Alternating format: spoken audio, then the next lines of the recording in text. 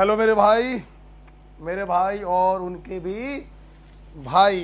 Okay, good evening बेटा। तो पिछली क्लास में हम लोगों ने हाइड्रोजन एंड इट्स कंपाउंड को पूरा ख़त्म किया था। एनसीईआरटी से एक एक लाइन हम लोगों ने पढ़ी थी, लेकिन मैंने आप लोगों से कहा था कि आप लोग भी एनसीईआरटी को पढ़िएगा और अगर कोई नया पॉइंट आपको मिले तो वो मुझे व्हाट्सएप करिएगा। अभी तक किसी ने भी कोई भी पॉइंट व्हाट्सएप नहीं किया। इसके दो रीज़न हो सकते हैं। एक जो सबसे ज़्यादा कॉमन है कि आपने एनसीईआरटी पढ़ी ही नहीं होगी, सबसे ज़्यादा चांस इसी के हैं। और दूसरा हो सकता है कि किसी ने पढ़ा हो और उसको कोई भी नया पॉइंट ना मिला हो। खैर, पढ़िएगा जरूर बेटा। हम लोग को आज सेकेंड चैप्टर चालू करना है, दैट इज जीरो ग्रुप। आपके बुक में सेकेंड चैप्टर है जीरो ग्रुप, उसके बाद है फर्स्ट डे और सेकेंड डे। जीरो ग्रुप चालू करने से पहले कुछ बच्चे पूछ रहे हैं सर घर पर कैसे पढ़ें। देखो बेटा, मैं सिर्फ एक बात आपसे बोलूँगा, घर पर कैसे पढ़ें ये अलग अलग बच्चे के साथ अलग अलग कंडीशन है। किसी के घर का माहौल कुछ और है, किसी घर का माहौल कुछ और है, किसी के मम्मी पापा का नेचर कुछ और है, किसी के मम्मी पापा का नेचर कुछ और है, किसी के सोने उठने का नियम दूसरा है, किसी दूसरे का कुछ और है। तो खैर सबका अलग अलग है, आपको अपना नियम खुद बनाना है। मैं सिर्फ एक बात आपसे बोलूंगा, सिर्फ एक बात, अपने स्वास्थ्य को सही रखो, अपने मेंटल लेवल को सही रखो, टेंशन मत लो, नो टेंशन।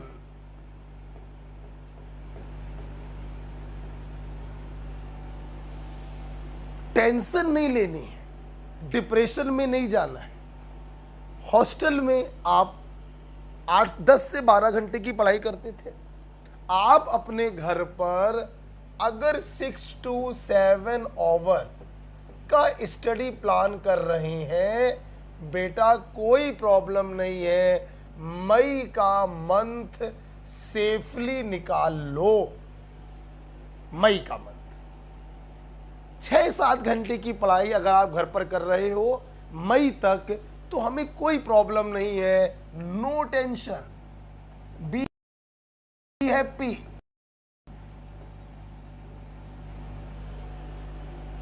लाइक मी, खुश रहो। जून जुलाई में कोरोना काफी थम जाएगा। एक्सपर्ट्स का कहना है कि मिड ऑफ मई में कोरोना का पीक आएगा। उसके बाद पीक के बाद क्या होता है? डाउनफॉल। जब डाउनफॉल होगा तो चारों तरफ खुशहाली लौटेगी, आप भी खुश हो जाओगे, हम लोग रफ्तार अपनी बढ़ा लेंगे। मई तक आप 6 to 7 आवर की स्टडी का प्लान करिए, बिना किसी टेंशन के, खुश होके रहिए। जून जुलाई में हम लोग नया रिवीजन प्रोग्राम भी प्लान करेंगे और रफ्तार से हम लोग पढ़ाई करेंगे। ठीक है? तो be happy, stay healthy and be protected. Okay बेटा, सबको सही दिखाई पड़ रहा है? ओके, तो चलिए मैं अब आपको लेके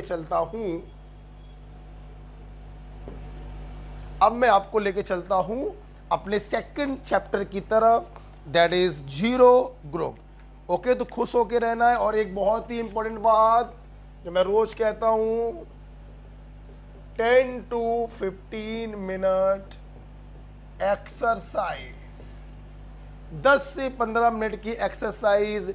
या तो आप इस एक्सरसाइज को मॉर्निंग में प्लान कर लें, या फिर आप इस एक्सरसाइज को इवनिंग में प्लान कर लें।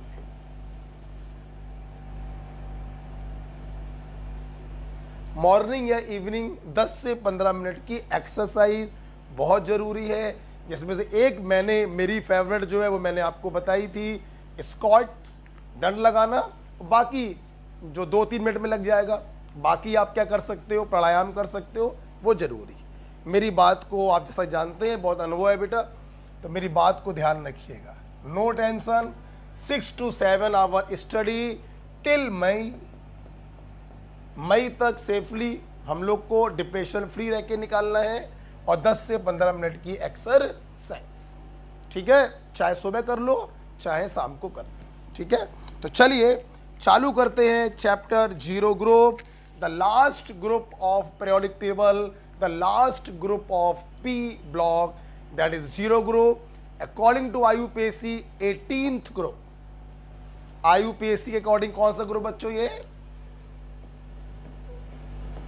जीरो ग्रुप, या IUPAC कन्वेंशन में हम लोग इसी को बोलते हैं 18th ग्रुप, राइट। आइए, also called noble gases, inert gases, rare gases और एरोजन। देखो बेटा, आपको मालूम होना चाहिए, पीरियोडिक टेबल में पढ़ा है कि नोबल गैसेस या इनर्ट गैसेस क्यों कहते हैं। इसका रीजन है because their octet oblique duplet is complete, hence non-reactive।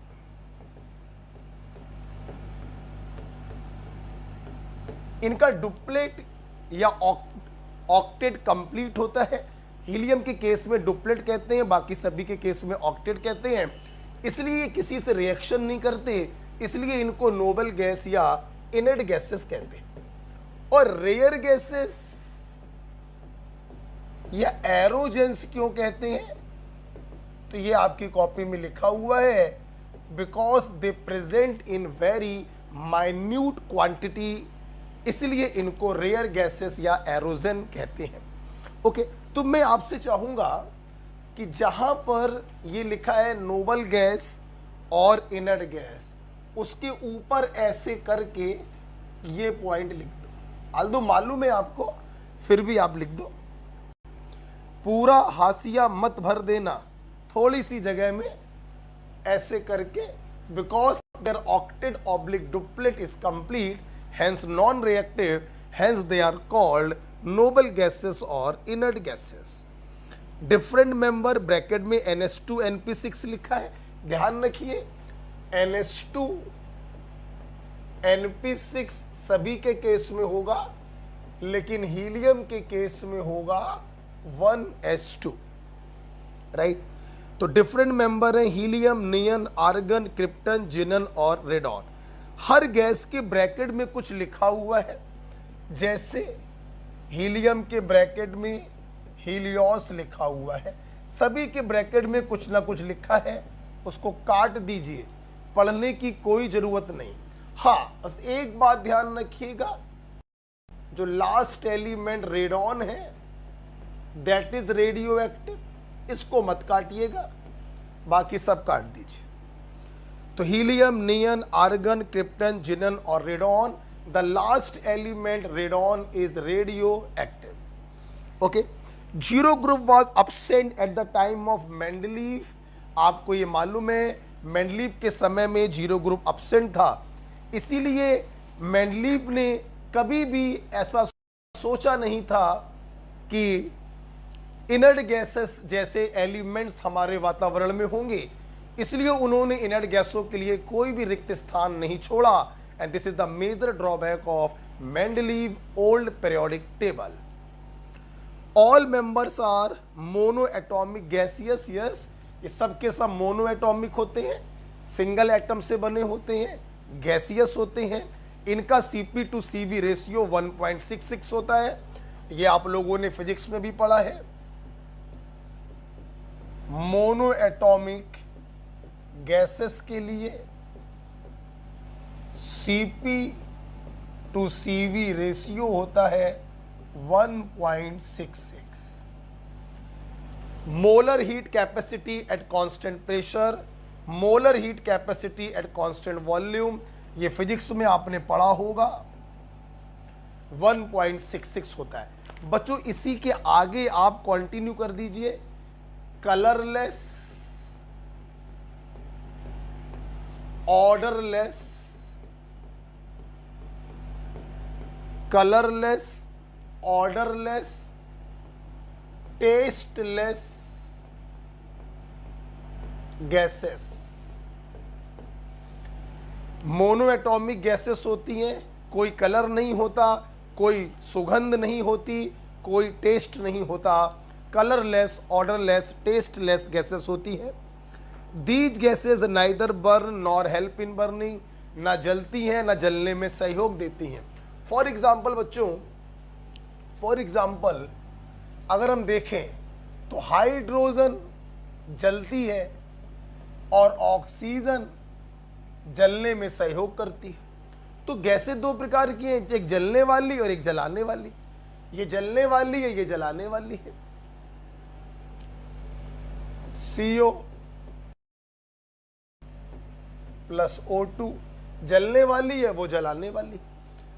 Inert gases ना ही जलती हैं और ना ही जलाने में सहयोग करती हैं। उसका साफ सा रीजन है, बिकॉज दे आर इनर्ट, किसी से रिएक्शन नहीं कर सकती, क्योंकि उनका ऑक्टेट और डुप्लेट क्या होता है, कंप्लीट होता है। Next point, IPR very high because of complete octet, hence do not react under normal condition. बिल्कुल सही बात है, ऑक्टेट इनका क्या है, कंप्लीट है। कंप्लीट ऑक्टेट या डुप्लेट से एक इलेक्ट्रॉन निकालने में बहुत ज्यादा एनर्जी देनी पड़ेगी, इसलिए they are chemically inert. Electron affinity is taken as 0, बिल्कुल सही बात है। जब ऑक्टेट या डुप्लेट कंप्लीट है तो आप बताओ क्या ये किसी बाहरी इलेक्ट्रॉन को एक्सेप्ट करना चाहेंगे? बिल्कुल नहीं, बिल्कुल नहीं, क्योंकि बाहरी इलेक्ट्रॉन को एक्सेप्ट अगर इन्होंने किया तो इनका नोबल गैस कॉन्फ़िगरेशन डिस्टर्ब हो जाएगा, इसलिए ये बाहरी इलेक्ट्रॉनों को एक्सेप्ट नहीं करते हैं। बाहरी इलेक्ट्रॉनों के प्रति इनकी जो चाहत है वो 0 होती है, इसीलिए हम कहते हैं electron affinity of 0 group is taken as 0। आप जानते हैं अगर आप इनर्ट गैसों में इलेक्ट्रॉन को ऐड करने का प्रयास करेंगे तो एनर्जी निकलेगी नहीं, बल्कि हमको देनी पड़ेगी। यस, इनका इलेक्ट्रॉन गेन इंथैल्पी पॉजिटिव होता है, मतलब इनमें इलेक्ट्रॉन ऐड करना एंडोथर्मिक होता है। क्या होता है? एंडोथर्मिक। इनर्ट गैसेस की इलेक्ट्रॉन एफिनिटी 0, इलेक्ट्रॉनों के प्रति चाहत 0, इलेक्ट्रॉन डालने के लिए हमें एनर्जी देनी पड़ेगी, डेल्टा H पॉजिटिव होगा, एंडोथर्मिक होगा। ओके, तो hence do not accept electron, इसके ब्रैकेट में आपको ये लिखना है, do not accept electron, bracket में आपको ये लिखना है, electron gain enthalpy is positive, process is endothermic. Okay, देखो बेटा, जैसा कि मैंने बोला था कि हाशिए को पूरा मत भरिएगा, हाशिए पे लिखने योग्य चीज आ चुकी है। एक पॉइंट मैं आपको बताना चाहूंगा, इनर्ट गैसेस के लिए इलेक्ट्रॉन गेन इंथैल्पी का ऑर्डर अगर बात करें तो इसमें कोई संदेह नहीं है कि डेल्टा H पॉजिटिव होगा, एनर्जी हमको देनी पड़ेगी। सवाल यह है सबसे ज्यादा एनर्जी किसमें देनी पड़ती है? तो याद रखिए, ये ऑर्डर याद करना पड़ेगा। नियन में एनर्जी सबसे ज्यादा देनी पड़ती है और हीलियम के केस में एनर्जी सबसे कम देनी पड़ती है। बीच में दूसरे एलिमेंट आते हैं, वो अभी लिख दूंगा मैं। मतलब नियन के केस में मोस्ट पॉजिटिव और हीलियम के केस में लीस्ट पॉजिटिव। मतलब मोस्ट पॉजिटिव का मतलब है मोस्ट एंडोथर्मिक और लीस्ट पॉजिटिव का मतलब है लीस्ट एंडोथर्मिक। यहां से ये पॉइंट क्लियर हो रहा है कि नियन को अगर एक इलेक्ट्रॉन देना है तो ज्यादा एनर्जी देनी पड़ेगी, मतलब इसकी इलेक्ट्रॉन एक्सेप्टिंग टेंडेंसी मिनिमम होगी। यस, तो हम यहां लिख सकते हैं इसको इलेक्ट्रॉन देना बहुत ही डिफिकल्ट होगा क्योंकि इसमें बहुत ज्यादा एनर्जी देनी पड़ेगी। तो most difficult to accept an electron, सबसे ज्यादा डिफिकल्ट होगा इलेक्ट्रॉन को एक्सेप्ट करना। और यहां पर हम लिख सकते हैं इजीली एक्सेप्ट एन इलेक्ट्रॉन, किसमें? इनर्ट गैसेस में, एमंग इनर्ट गैसेस। वरना पसीना तो इस केस में भी निकल आएगा इलेक्ट्रॉन देने में, क्योंकि प्रोसेस तो यहां पर भी कैसा है? एंडोथर्मिक। तो एमंग इनर्ट गैसेस नियन को इलेक्ट्रॉन देना सबसे डिफिकल्ट होगा, प्रोसेस सबसे ज्यादा एंडोथर्मिक होगा। हीलियम को इलेक्ट्रॉन देना सबसे आसान होगा क्योंकि प्रोसेस सबसे कम एंडोथर्मिक होगा। तो बेटा एटलीस्ट आपको ये पॉइंट याद होना चाहिए। बाकी अगर हम ऑर्डर की बात करें तो ऑर्डर बच्चों ये होता है आर्गन, क्रिप्टन, जिनन और रेडॉन। ऑर्डर ये है, लेकिन आपको एटलीस्ट मोस्ट पॉजिटिव और लीस्ट पॉजिटिव ये याद होना चाहिए।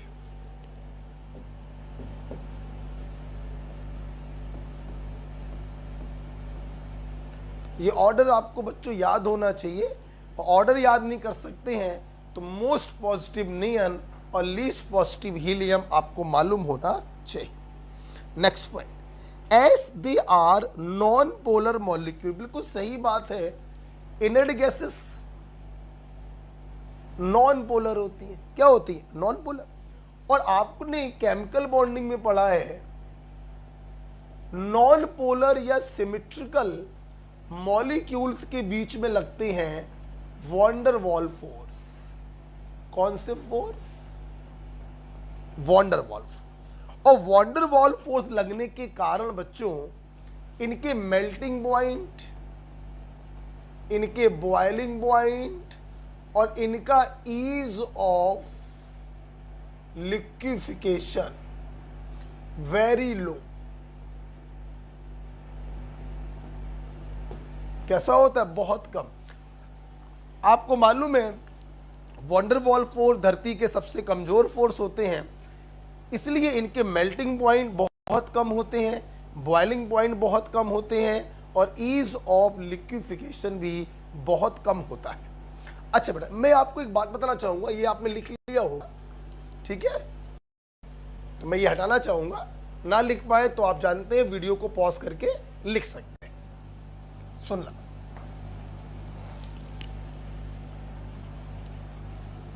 देखो अब नॉन पोलर है, सिमेट्रिकल है, तो इनके बीच में क्या लग रहा है? Dispersion force, van der Waals force. Melting point बहुत कम होंगे, बॉइलिंग पॉइंट बहुत कम होंगे और ईज ऑफ लिक्विफिकेशन भी बहुत कम होगा। आप लोगों ने केमिकल बॉन्डिंग में हमसे पढ़ा था कि van der Waals force is directly proportional to molecular weight and directly proportional to surface area. Van der Waals force is directly proportional to molecular weight and directly proportional to surface area. तो अगर बच्चों में ध्यान से देखें, from helium, neon, argon, krypton, xenon, radon बच्चों radio active होता है। तो फिजिकल प्रॉपर्टी या केमिकल प्रॉपर्टी कंपेयर करते समय हम लोग रेडियो एक्टिव को हटा देते हैं। अब कहीं पर भी देखिएगा, मैं कोई भी ग्रुप डील कर रहा हूं, रेडियो एक्टिव को हमेशा हम लोग हटा देते हैं, ठीक है? अब देखो तो फील करो जरा, जैसे जैसे आप इधर से इधर जाएंगे एटॉमिक वेट या मॉलिक्यूलर वेट बढ़ेगा, तो बॉइलिंग पॉइंट बढ़ेगा, मेल्टिंग पॉइंट बढ़ेगा और ईज ऑफ लिक्विफिकेशन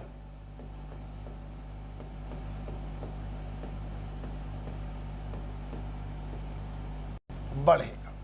मतलब सबसे ज्यादा बॉइलिंग पॉइंट जिनन का, सबसे ज्यादा मेल्टिंग पॉइंट जिनन का, और सबसे आराम से, सबसे आसानी से लिक्विफाई होगा जिनन।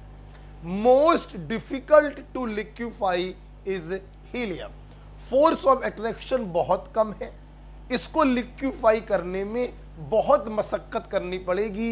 ईज ऑफ लिक्विफिकेशन बहुत देर से होगा, बहुत मुश्किल से होगा, राइट। यहां पर एक बात हम और भी लिख सकते हैं कि जैसे जैसे वंडरवॉल फोर्स बढ़ेगा वैसे वैसे रेट ऑफ एडजॉर्प्शन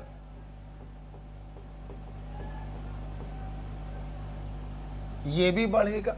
हाँ, आपको जान के खुशी होगी, helium gas not adsorb at all,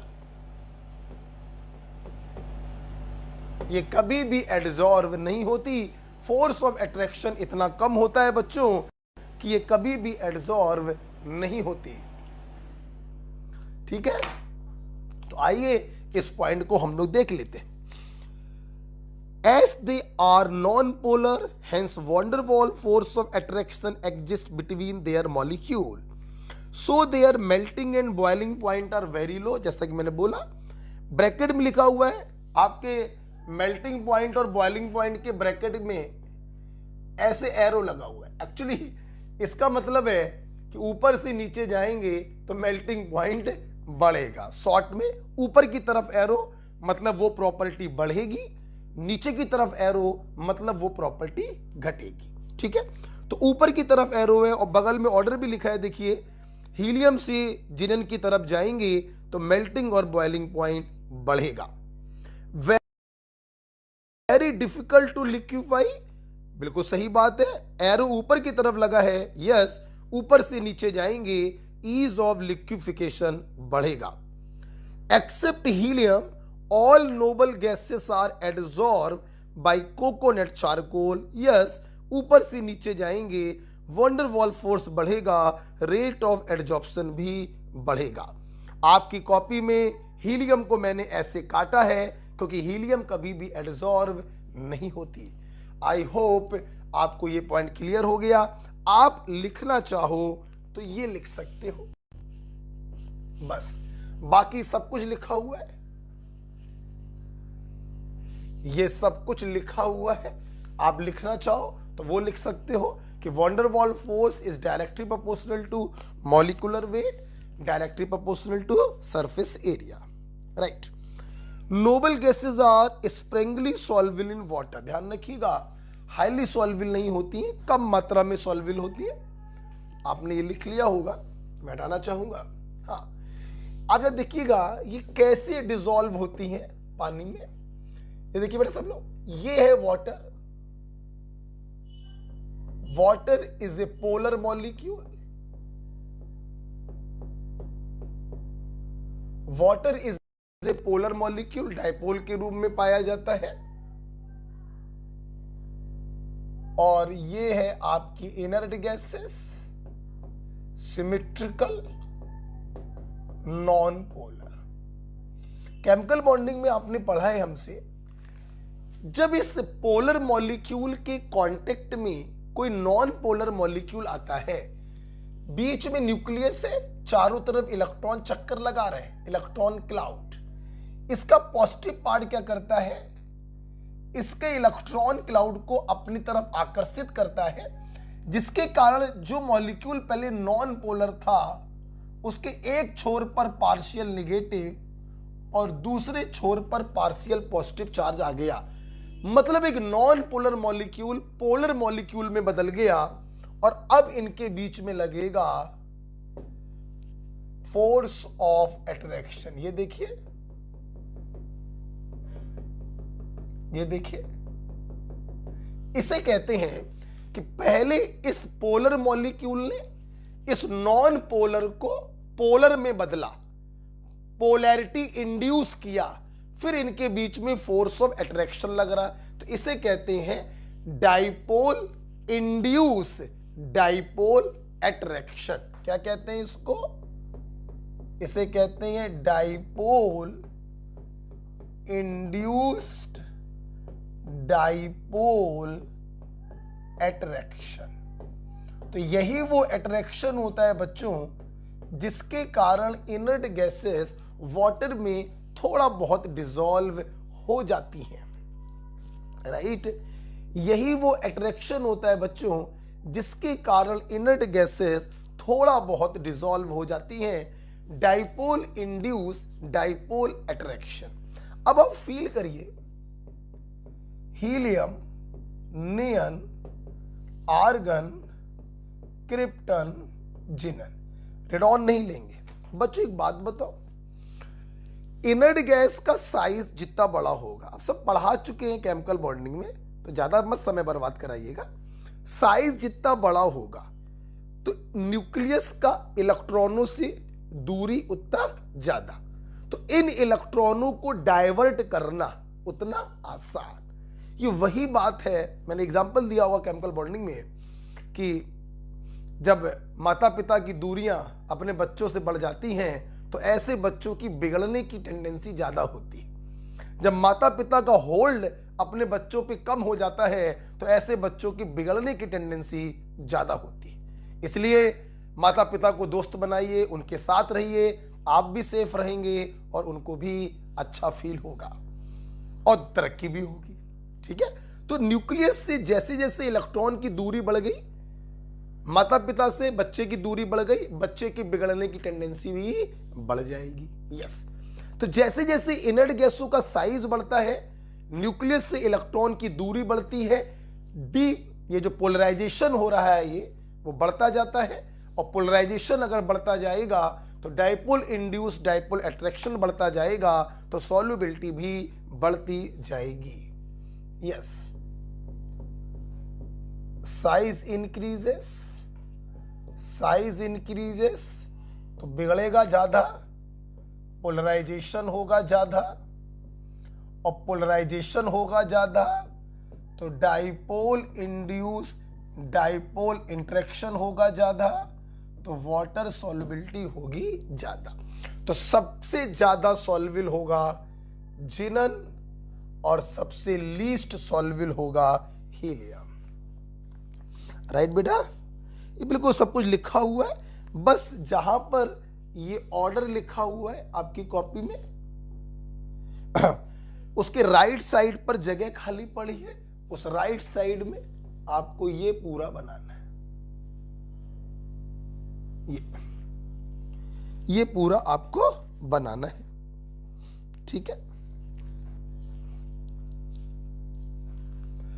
पढ़ते रहिए, मस्त रहिए, खूब एंजॉय करिए, हंसते रहो, टेंशन मत लो। मैंने पहले ही लिखा, no tension till May, 10 to 15 minute exercise either in morning और इन इवनिंग, ठीक है। चलिए,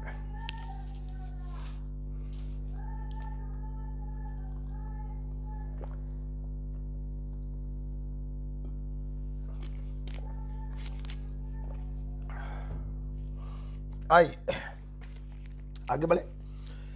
These gases have characteristic spectra by which they are identified। बिल्कुल सही बात है। तो हर एलिमेंट का अपना अपना स्पेक्ट्रा होता है, हर इनर्ट गैस का, जिससे हम पहचानते हैं कि ये हीलियम होगी, नियन होगी या आर्गन होगी, राइट। सोर्स की बात करें, मेन सोर्स इज एयर, बिल्कुल सही बात है। इनर्ट गैसेस सबसे ज्यादा प्रचुर मात्रा में, प्रचुर का मतलब सबसे ज्यादा मात्रा में ये हमारी एयर में पाई जाती हैं, और आपको जान के खुशी होगी एयर में इनका अमाउंट होता है 1% बाई वॉल्यूम।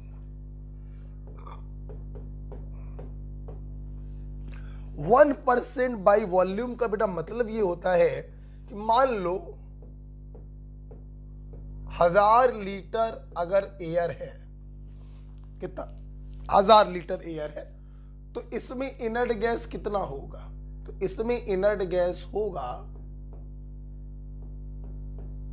1000 लीटर का 1%, दैट इज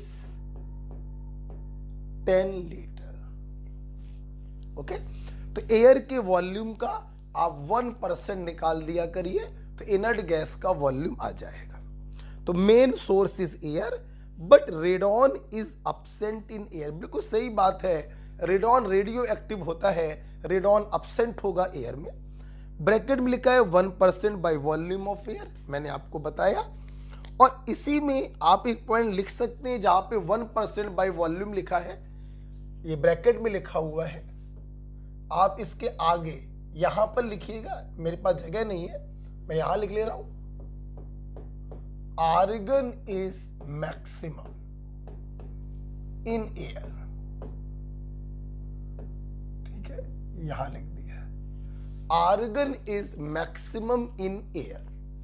लास्ट ईयर तक मैं पूरा ऑर्डर लिखवाता था कि कौन सी इनर्ट गैस ज्यादा होती है, कौन उससे कम होती है। लास्ट ईयर में पूरा ऑर्डर लिखवाता था, लेकिन इस बार मैं ऑर्डर नहीं लिखवा रहा हूं। एनसीईआरटी में बस इतना ही लिखा हुआ है कि इनर्ट गैसों में सबसे ज्यादा कौन सी इनर्ट गैस होती है? आर्गन। तो इसके आगे लिख लीजिएगा, argon is maximum in air. और जहां पे 1% बाई वॉल्यूम लिखा है, उसके नीचे जगह खाली पड़ी है, वहां कुछ लिखवाना नहीं है मेरे को, तो वहां पर आप ये लिख लीजिएगा।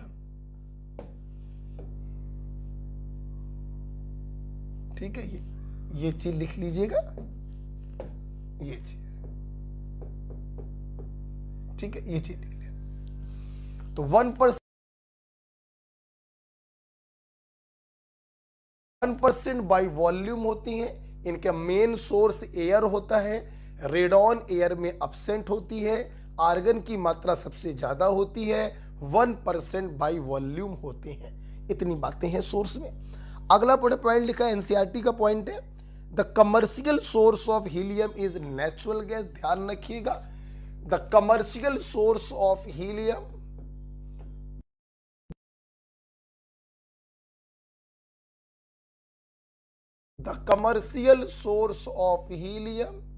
Is natural gas. Natural gas में सबसे ज्यादा कंपोनेंट होता है मीथेन का, और साथ में इसमें हीलियम भी उपस्थित होती है। सबसे ज्यादा लगभग 85% मीथेन होता है नेचुरल गैस में, और थोड़ा बहुत परसेंटेज हीलियम का भी होता है। तो main commercial source of helium is natural gas. NCERT का पॉइंट है, भूल मत जाना।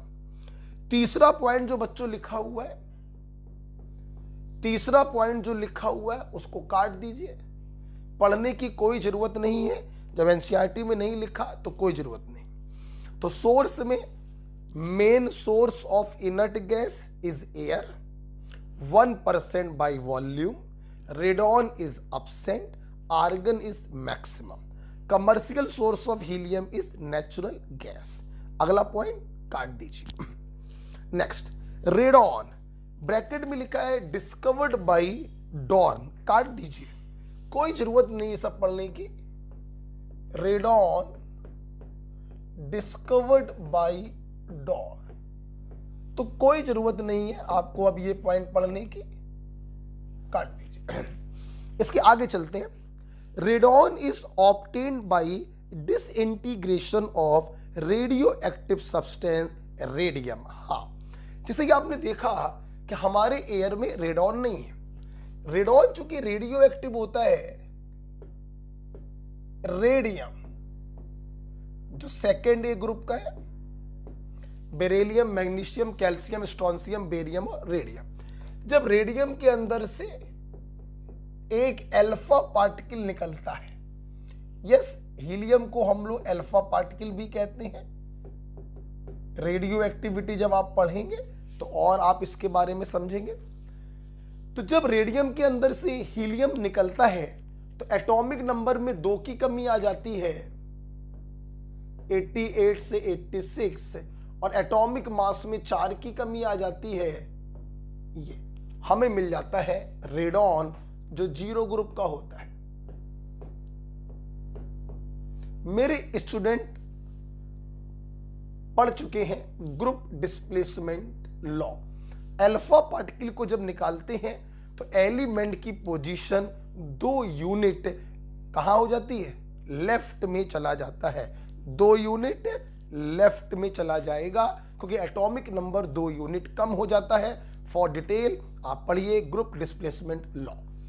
तो रेडॉन एयर में अब्सेंट होता है, ये बनता है by radio active disintegration of radium. Radium के अंदर से अल्फा निकलता है और वो रेडॉन में बदल जाता है। Inert gases were discovered by Ramsay and Rayleigh. बिल्कुल सही बात है। इनर्ट गैसों की खोज रामसे और रैले 2 वैज्ञानिकों ने सम्मिलित रूप से करी। परंतु बच्चों अगर सवाल आए आर्गन इज डिस्कवर्ड बाय, तो आप आंसर लगाएंगे रैले। क्या लगाएंगे, Rayleigh. Inert gas discovered by Ramsay, Rayleigh, both of this, none of this, both of this. Argon is discovered by Rayleigh. ठीक है, next point. Helium first time discovered at sun during total solar eclipse as D3 line by Lockyer. Lockyer को काट दीजिए, लोकियर सोकियर पढ़ने की अब कोई जरूरत नहीं है, इसको काट दीजिए। इसके पहले जो लिखा वो ध्यान रखिए कि जब सन पर 2 लाइनों की जानकारी लोगों को पहले से थी, D1 line, D2 line. During total solar eclipse वैज्ञानिकों ने एक लाइन और देखी, D3 line, which is due to helium. तो हीलियम सर्वप्रथम इसका डिस्कवरी सन पर हुआ था एस D3 लाइन, इसीलिए इसका नाम पड़ा था हीलियोस, जो मैंने कटवा दिया है, पढ़ने की जरूरत नहीं है उसको। तो helium first time discovered from sun during total solar eclipse. जब सूर्य ग्रहण लगा हुआ था तब वैज्ञानिकों ने एक D3 लाइन को ऑब्जर्व किया, which is due to helium. आपको जान के खुशी होगी, ये सन है, ये सन है। ओ माय गॉड, बहुत बड़ा सन है। हाँ, मन, हमारा मन कुछ भी एज्यूम कर सकता है, हम लोग घर पर क्या कुछ नहीं एज्यूम करते। ठीक, हटाओ, डिटेल की डिस्कशन यहां नहीं कर पाएंगे, ऑनलाइन पढ़ा रहे हैं। ठीक है, अब सुनना मेरी बात। हीलियम की डिस्कवरी सबसे पहले सन पर हुई, नो डाउट। अगर मैं बात करूं अर्थ, हमारी धरती पर हीलियम का डिस्कवरी हुआ रेडियो एक्टिव मिनरल के अंदर। Radioactive minerals like cleveite, monazite और pitchblende. Pitchblende. Earth पर हीलियम का डिस्कवरी रेडियो एक्टिव मिनरल से हुआ, जैसे कि क्लेवाइट है हमारे पास, मोनाजाइट है हमारे पास और पिच ब्लेंड है हमारे पास, लिखा हुआ है। On earth helium was discovered from